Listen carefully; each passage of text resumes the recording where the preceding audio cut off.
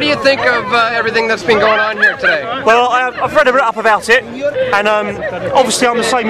Policemen are the same as you. They have mortgages, they have families, they have children, and they're people as well, and they have the same concerns that you guys have, which is why I think it's really important.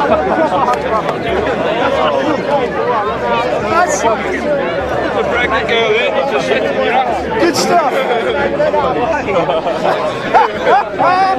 think I'm really security.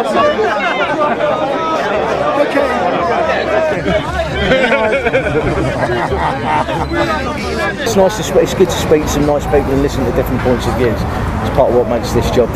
So.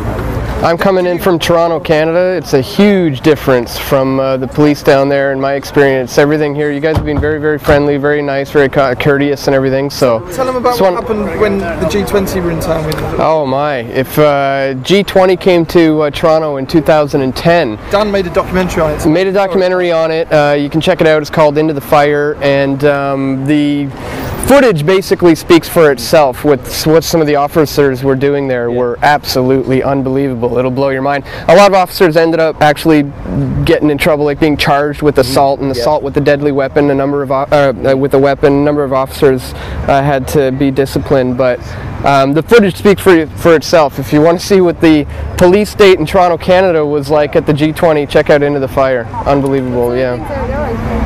Like what were they doing?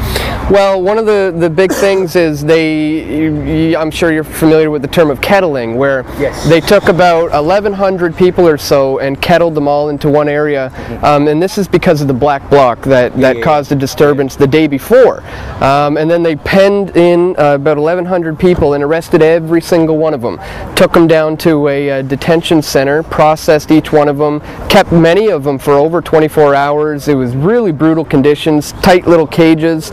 And you know, nobody was actually charged with anything in the end. They were all let off after no charges, but still at that moment they were kettled and penned into this thing and held up overnight, and a lot of people were literally just passerbyers, people who were just wondering what was going on, checking it all out. Unbelievable what took place there, but yeah. It's a great film, man. Certainly part of what we're here to do is to talk to people. And you've got your cameras, I'm smiling and talking to you, and it's nice to hear what people have got to say. Yeah. The alternative media is growing. Things like the internet and things like this, years ago you'd need a room for the machinery to run that, wouldn't you? And now you can do it thingy, so yeah, crack on. What about when next year's Bilderberg comes around? You think you'd be willing to attend something like this on the other side, cross the line and join us? I hope that the precedent has been set for peaceful demonstrations at Bilderberg's, and it will attract more people's attention and raise awareness, and people can attend and become aware of the things. I think that's very important. You've all had a good time. Anyone not had a good time? Yeah, of course so. And it's all been prepared for you. The campaigners have worked really hard to supply all these facilities for all of you. I think you've done a great job, Dan. We appreciate officers like you setting a great example. I come from Canada, where we have a very tyrannical police state. Mounties, they always get their man. Allegedly. Well, I want to thank you for setting a fine example as an officer here and being very courteous and kind of. God bless you all. Have a safe trip. Well, thanks, Dan. Yeah, you know, cops in Toronto won't even shake my hand, so I'll take that opportunity now. Thanks for speaking to us. I appreciate that. It's brilliant. Thanks a lot.